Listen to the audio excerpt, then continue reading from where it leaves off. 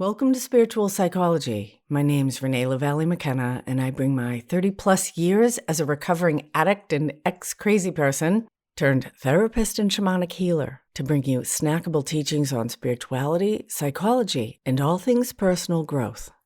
And today I want to talk about trust, particularly trusting the rules of society, of our culture, even of our caregivers.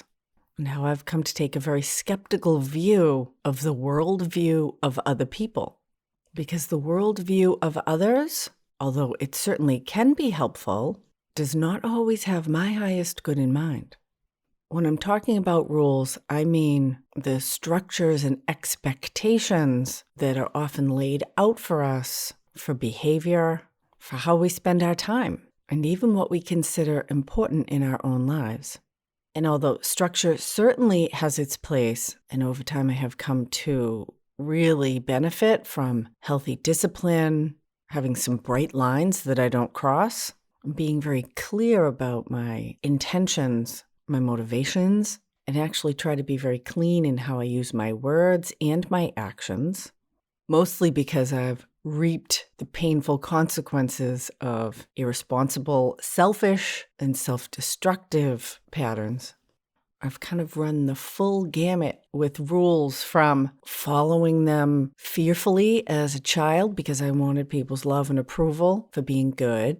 And being good was deeply unsatisfying, so I went to the complete other extreme and became a radical fuck the rules, street punk, petty criminal, drug-dealing vandal. And over time, maturity, and a lot of self-growth work, and grounding in spiritual principles, I've kind of developed my own set of rules about what it means to be successful, happy, and my own morality about being a good person. And many people find modern American life to be kind of unhealthy, unsatisfying, and unfulfilling. And if you feel that way or know people who do, they might be kind of living somebody else's idea of a good life rather than what's authentic to them. And if you fall into that category, you may be living somebody else's idea of what it means to have a life. And I'm going to tell you there is an authentic path for each of us, and finding it is a journey of joy, satisfaction, and deep fulfillment. But my trust in the structures of authority was broken very early. My parents' ideas of what was true didn't fit with me from the start. From a psychology or development standpoint, I'm the only child of two fairly incompetent, dysfunctional people. They're dead now, so I can say that. Not that I didn't say that when they were alive, but not to their face anyway. And honestly, by the age of 5 or 6, I realized that they had very little that I wanted, and in fact, very little to offer me which felt helpful or valuable. And so the structure, rules, and modeling of my parents felt inadequate and actually irrelevant for me. And I felt like I needed to figure this thing out by myself, or I'd better get some outside help. The first instance of that was around the age of 5. There's a big consciousness shift around the age of 5 or 6 for most people, and kids become aware of their own mortality. My own son was particularly obsessed with death. And as a young child, I spent a lot of time thinking about death myself. And one particular day, I was thinking about my death and how devastating that would be to my mother, because I could feel her emotional dependence on me. At that stage, my mother's worth and value was very tied to my presentation in the world. So I was still in my trying to be perfect phase. That didn't last all that long. But trying to make everything okay for Mom. And I was thinking about how devastated she would be when I died, or if I died. And she came on me crying, which was kind of unusual because I didn't cry a lot. And she asked me what was the matter, and I told her, I'm thinking about how sad you're going to be when I die. And she said, oh, no, honey. You're thinking about how sad you'll be when I die. And it was one of those pivotal moments where I realized my mother was incapable of seeing me.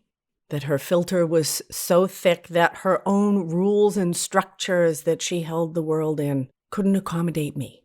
And honestly, I never spoke deeply or vulnerably to her again. In fact, I kind of shut down that deeper part of myself. It didn't resurface until I was in my 20s. Not long after that, in first grade, I got terribly bullied by the boys. They used to wait for me after school on this path that I took walking home by myself, and they'd ambush me, push me down, tease me, steal my stuff to try to get me to chase them. It was horrible. I hadn't had a lot of social interaction before I went to school, so I didn't have a ton of social skills. It was just me and my mother and my 2 little friends next door. I had a father, but he was very uninvolved. He mostly was at work and watching TV. I had absolutely no idea how to defend myself or understand the complexity of what was happening. Now, over the years, I got to have conversations with those guys as we got older and found out they had crushes on me and thought I was cute. That horrible thing that boys will do to be abusive to girls that they like. So I started to have anxiety and I felt sick to my stomach every day. And I didn't want to go to school. But I already knew my mother was useless because she hadn't been able to defend herself in her own life very well. But she asked me what was going on, and eventually I told her about the boys, and she said to me, "Well, honey, sticks and stones can break our bones, but names will never hurt us." And even at 6, I was like, that's the stupidest thing I've ever heard in my life, and completely unhelpful. And that sealed the deal for me, that I believed for many years there was no help for me outside of my own resources. And we were a solidly middle-class family. We owned a home. My father worked every day. My mother stayed home. And I went to school trying to be perfect. But I had this existential anxiety that was almost unbearable. And I lived to the east side of this little elementary school, and to the west side was a huge low-income housing development, the White People Projects. At that point, there was only one black family in all of Weymouth. I think it's become much more diverse now, thank God. But this was in the 70s. Pre-desegregation in the suburbs of Boston, and children learn by modeling themselves after those they admire.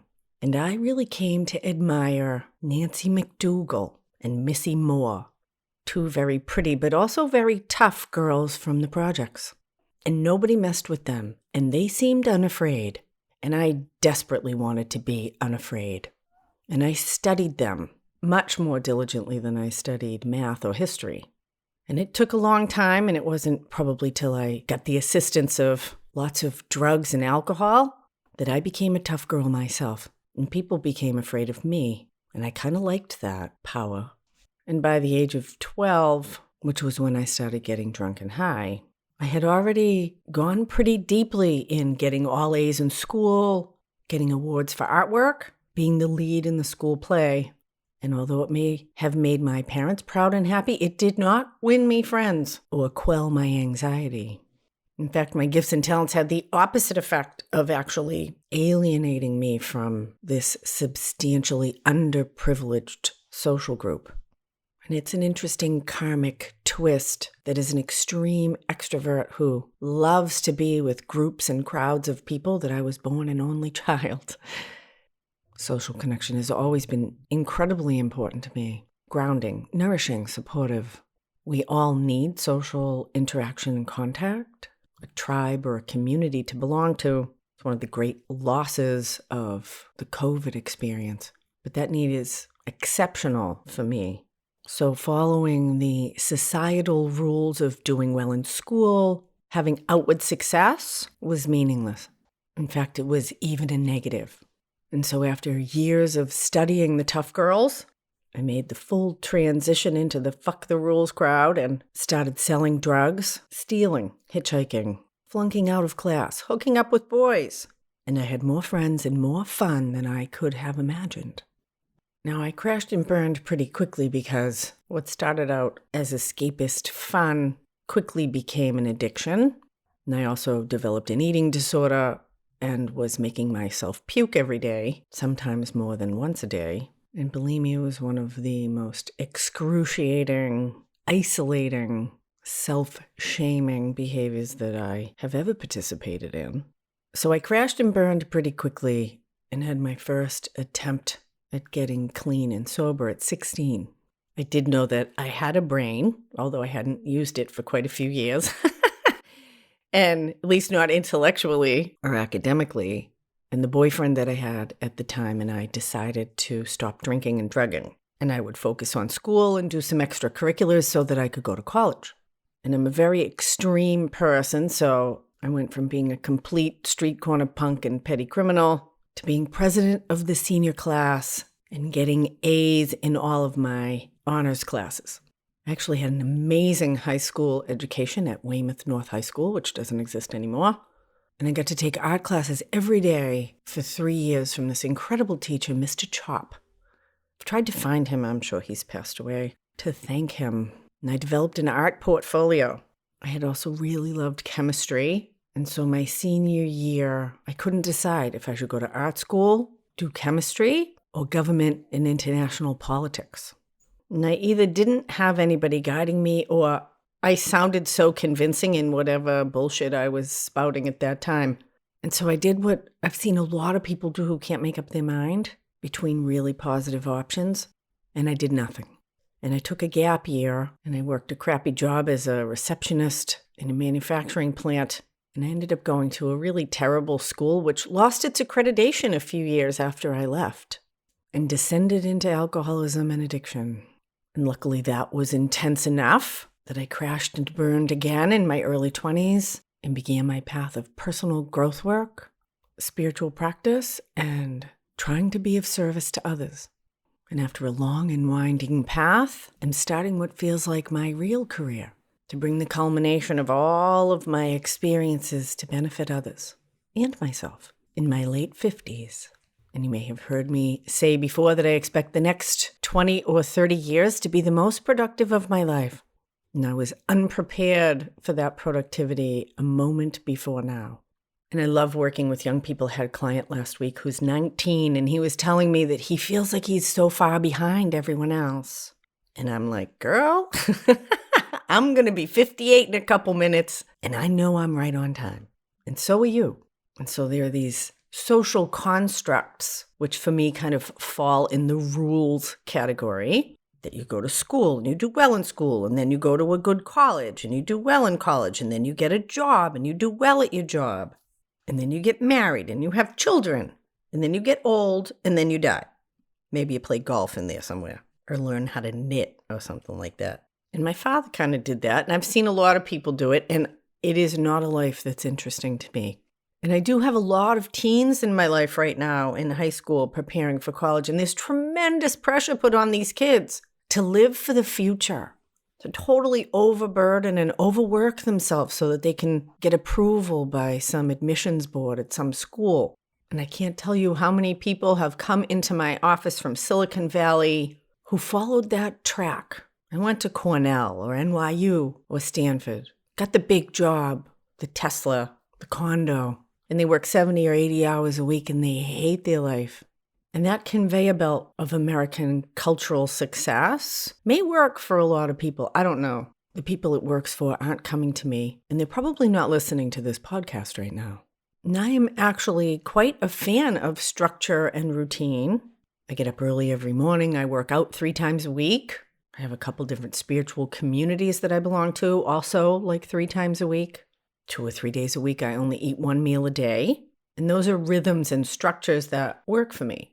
I see clients, I facilitate groups, and I have a lot of creative projects that I work on once or twice a week. But I have a nap time scheduled every day too. The advantages of self-employment. And I have some pretty clear, I guess you could call them rules. I don't do anything mood or mind altering. I haven't for over 35 years because that's what works for me. No drinking, no drugs, no psych meds, no hormones. I have come to trust my own system to regulate itself. I have no judgment on other people, and we all have our own path. But that's what I have found works for me. I don't have sex outside of a committed, loving relationship. And I try not to eat food or have deep emotional conversations after 8 p.m. at night or before 9 in the morning. And so finding our own internal structure and rules is really important. Particularly if the external structure and rules that are handed to us by our family, our culture, our religion, or society at large don't work for us. And so I want to suggest that you are right on time in your life, and that perhaps like me, the rules don't apply to you. And if they do, and you're on that conveyor belt of American success and you feel good about it, awesome. But if that conveyor belt's not working, if you don't feel good about where you're going or how you're going there, you might want to jump off that baby and assess if that conveyor belt is actually going in a direction that serves your highest self. Or ask the larger life force or your own highest self, what is my highest good? What are my deepest dreams? My most outrageous goals? We do only get one shot here in this form. This is not a dress rehearsal. And although I believe we get other tries in other lifetimes, I will never be myself and you will never be yourself, and it will never be this moment, this configuration, or this lifetime again. So if you get off the conveyor belt, you might want to hike, mountain bike, get on a bus. It might even go in the other direction. There's what we want from life, but there's also what life wants from and for us. And the universe rises to meet and support us when we open our mind to new possibilities and different ways of being, growing, and experiencing. So if the rules and structures, if the trajectory that you're on feels good, keep at it. Awesome. And if it doesn't, you might want to get off that trajectory and assess your compass settings, because the opportunities for joy and fulfillment in this life are manifest and many, but they don't happen without our cooperation. And so I give you permission to fuck the rules or to follow them, whatever feels best in your heart and in your gut. Forget your mind, head's full of lies, but the body tells the truth. So listen to your deeper self. You are exactly where you need to be right now, and if you pay attention deeply, the information you need for your next steps is right here. And it's okay to need help in decoding and navigating that process. Thank you so much for listening. And if you want help in your own process, feel free to reach out to see if spiritual psychology work might be helpful to you. You can shoot me an email, info@reneemckenna.com. You can find me on Instagram @ReneeLaVallee-McKenna. I'm doing a lot of free workshops, deep teachings and healings on Insight Timer, my favorite new app I'm talking about all the time. I'm also preparing to start my first year-long mentorship program. I'm happy to give you more information on that if that's interesting for you. Deepening the path of healing, service, and empowerment for the benefit of ourselves and all those we serve. Deep gratitude to my supporters on Patreon. Blessings on your path until we meet again. This is Renee LaVallee-McKenna for Spiritual Psychology.